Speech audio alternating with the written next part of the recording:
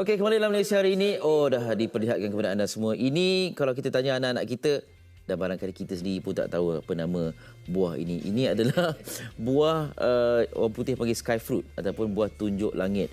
Buah ini di dalam hutan, ya, tumbuh meliar dan tempatnya tinggi. Dan apabila dah sampai waktunya, ia tidak gugur sebiji tapi pecah merekah, ya. Merekah dan kemudian isinya akan turun macam helikopter lah macam tu. Sangat-sangat cantik. Dan ini ada khasiat di tunjuk langit ni. Tadi kita cerita tentang makan kan.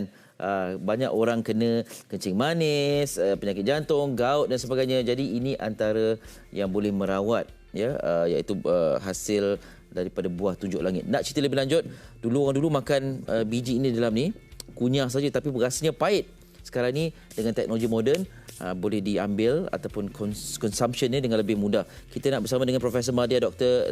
Liza Ahmad Saleh, pensyarah Fakulti Kejuruteraan Universiti Teknologi Malaysia, bersama saya untuk ceritakan tentang evolusi buah tunjuk langit ni untuk pengambilan demi kesihatan kita. Assalamualaikum Doktor. Assalamualaikum. Apa khabar? Sihat, alhamdulillah. Cik Is sihat? Alhamdulillah. Pagi saya Is macam di rumah. Tapi tak apa. Okey. Doktor engineer sebenarnya. Ya, insyaAllah. Jadi macam mana boleh buat kajian tentang buah tunjuk langit ni? Gitu kan. Sebab basically kita engineering ni pun macam saya asas adalah daripada sekolah kejuruteraan kimia. Ya, okey. Jadi bila kita membuat research ni, kita akan melihat pada mesin tu sendiri dan melihat pada proses sebenarnya. Jadi bila dah nampak proses dan kita lihat apa pula kebaikan di sebalik bahan yang kita proses tadi tu. Okey, baik. Jadi itu sebabnya. Dan kita hari ini nak faham lebih lanjut dan sebelum tu kita nak cerita ini kajian ini dan hasilnya mendapat pengiktirafan satu di Pertandingan Inovasi Pengajian Tinggi dan Antarabangsa pada September tahun lepas. Dan juga ini penerbitan 10 jurnal. Ya, berkaitan dengan buah tunjuk langit ni. Berkaitan dengan buah tunjuk langit. Itu di Malaysia. Kemudian pada November tahun lepas juga di Seoul International Invention Fair. Ya. Jadi itu peringkat yang diperolehi lah. Ya. Ya. Tahniah kita ucapkan. Baik, daripada buah yang macam ni ataupun biji buah tunjuk langit ini, apa yang telah doktor hasilkan? Okey, terima kasih Cik Is. Jadi hari ini saya nak bersama penonton Malaysia hari ini. Jadi sebenarnya saya bawakan khaslah sebenarnya daripada UTM Skudai. Ini adalah buah tunjuk langit. Dari Skudai datang. Okey. Actually buah ni banyak. Buah ni banyaklah dekat Malaysia pokok tunjuk langit ni. Jadi kalau ikutkan dari segi proses yang saya lakukan, buah tunjuk langit ni sebenarnya dia asalnya memang macam yang Cik Is mention tadi. Dia datang jatuh ke bawah dalam bentuk biji macam ini. So dan dia sebenarnya bukan jatuh macam dengan buah macam buah durian tak.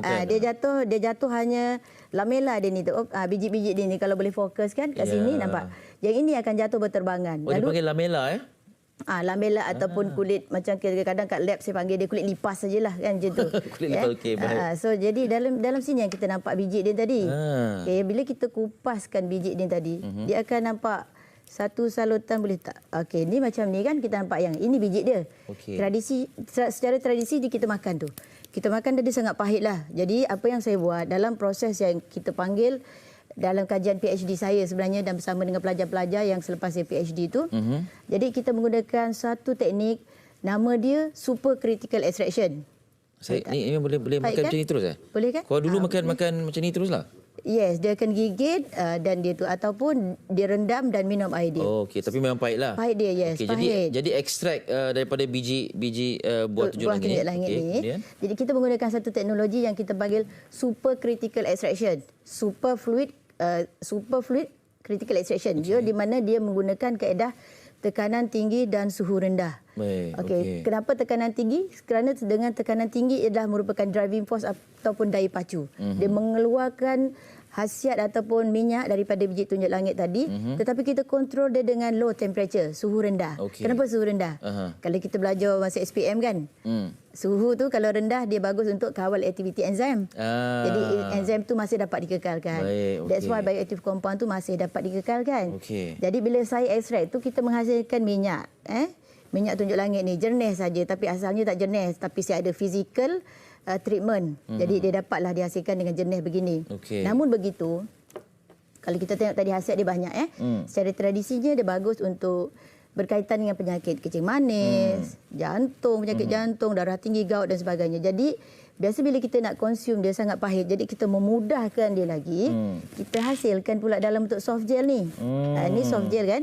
So soft gel ni bila dah dalam keadaan begini, makanya ia amat mudah ditelan. Sebab dalam bentuk liquid, kadar dia absorb dalam kita punya usus pun cepat berbanding dengan pepejal. Kalau penyerapan dia lebih cepat berbanding gigit. Ya, betul. 15 minit insya-Allah dia dah digest dalam kita punya sistem pencernaan. Baik. Jadi itulah kaedah daripada makan. Kalau sebelum ni kunyah dan juga rendam dalam air, nak kini dijadikan minyak dalam soft gel itu. Ya, betul. Okey, dan dari segi dosage ni macam mana? Kalau orang dulu lah saya pun barangkali tak tahu sekali makan tu berapa biji dan daripada nisbah ini berapa banyak kapsul yang dihasilkan. Ya, okey. Secara umumnya kalau tradisinya pun kita boleh makan dalam satu hari 1 biji atau 2 biji. Jadi dalam penyelidikan yang saya lakukan, saya buat lebih kurang kita buat test untuk toksikologi test. Toksikologi test ni penting sebab kalau kita nak konsum sesuatu tu, kita tak boleh agak-agak lah kan, nak makan banyak ni, larat makan, tak larat berhenti kan, tak boleh. Jadi dalam toksikologi test tu, kita dah tengok dosage yang sesuai untuk sel tumbuh. Jadi dekat situ kita lihat dan kita tengok kan sebenarnya dosanya begini. Jadi apa yang saya buat, sebenarnya persamaan keseimbangan dia adalah 1 biji tunjuk langit ni, 1 biji tunjuk langit ni bersamaan dengan satu kapsul soft gel ni. Jadi satu hari kalau nak makan lah, kita boleh gunakan 1 atau 2 biji sahaja. Baik. Okey.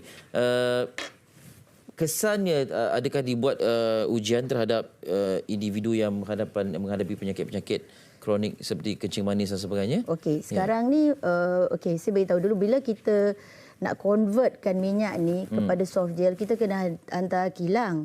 So untuk menghasilkan minyak tu, dia tak boleh kita bagi sedikit sebab kilang amount dia besar. Jadi untuk menghasilkan prototype ni, saya terpaksa ekstrak lebih banyak. Kita terpaksa macam hantar lebih kurang dalam 500 botol. Jadi at the same time tu kita dah sebab kita dah berani bagi pada orang untuk mencuba. Sebab kita perlukan melihat apakah kesan pada manusia. Sebab saya dah berpegang pada toksikologi test tadi, bahawa dia tidak membahayakan pada sel dan tidak membahayakan pada manusia lah. Jadi daripada validation market yang saya lakukan terhadap orang lah kan. Jadi alhamdulillah setakat ni ada juga yang dah berjaya diturunkan dia punya bacaan gula dalam darah, ada tu daripada 28 dia jatuh kepada 6, jatuh kepada 7 dalam masa 2 minggu lah. Dia tak adalah kita spontan atau sekejap.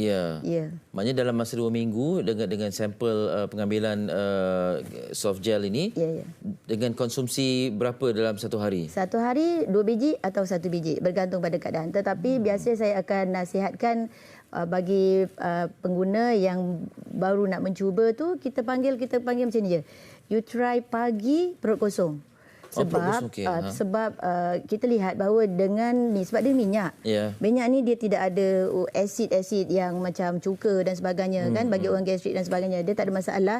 So awal pagi perut kosong kita boleh galakkan dia konsum dan alhamdulillah dia dapatlah menurunkan kandungan gula tu dalam agak masa yang tertentulah. Okey. Doktor, sebelum ni kita tahu ini sebahagian daripada herba tradisi yang dimakan oleh orang tok nenek kita lah. Betul. Basically dan sekarang ni bila dihasilkan kajian sebegini dan menampakkan satu perkembangan teknologi soft gel dan sebagainya ni, kita sangat teruja dan kita menantikan bilalah agaknya langkah seterusnya untuk dipasarkan secara komersial. Terima kasih. Seronok sih dengar. Yalah, takkan nak tinggal di makmal aja kan. Lepas tu kita hanya mencanangkan tentang pencapaian semata-mata kan. Buat masa ni macam yang saya mention tadi, saya dah ada, kita panggil perbandingan proses. Proses yang superkritikal ni dengan proses biasa, dia lebih cepat dan hasil lebih banyak. Keduanya juga bila kita nak komersialkan tu, dia ada lagi satu stages yang kita panggil preclinical dengan clinical eksperimen. Yang ini masa saya pergi pertandingan ni kan, kebiasaannya panel pakar-pakar datang tu, doktor, this is very good potential in market lah untuk penyakit yang memang kita rasa sekarang ni 3 serangkaian ni dah banyak dekat Malaysia kan. Tadi Dr. Norman pun ada mention kan. Jadi dekat situ dia mencadangkan untuk close benda ni lebih cantik, kita perlu menjalankan preclinical terhadap haiwan dan juga klinikal terhadap manusia. Jadi sekarang ni insya-Allah saya dah ada beberapa universiti tempatan yang memang membuat kajian, sebab saya engineering kan. Jadi kita akan collaborate dengan mereka InsyaAllah dalam masa setahun kita boleh complete semua preclinical dan clinical test. Baik. Cuma dalam masa ni sebab kita dah berpegang pada toxicology test kan, kemudian kita dapati bahawa dia boleh memberikan kebaikan kepada pengguna, sebenarnya dia dah boleh digunakan lah. Ya, itu lagi sebab berdasarkan toxicology test sudah terbukti. Cuma kena ada clinical ni jugalah. InsyaAllah kami pun sedang dalam usul untuk mendapatkan notifikasi lah kalau ada kita nak pasarkan. Mungkin pada tahap yang sederhana atau bawah kita boleh pergi kepada tradisional. Boleh digunakan. Baik.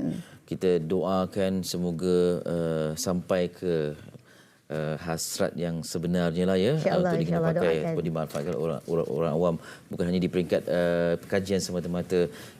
Semoga bermanfaat perbincangan ini, dan kita baru tahu, pada yang tak tahu mungkin tunjuk langit ni manfaatnya dan cara konsumsinya sekarang dah ada teknik yang terbaru.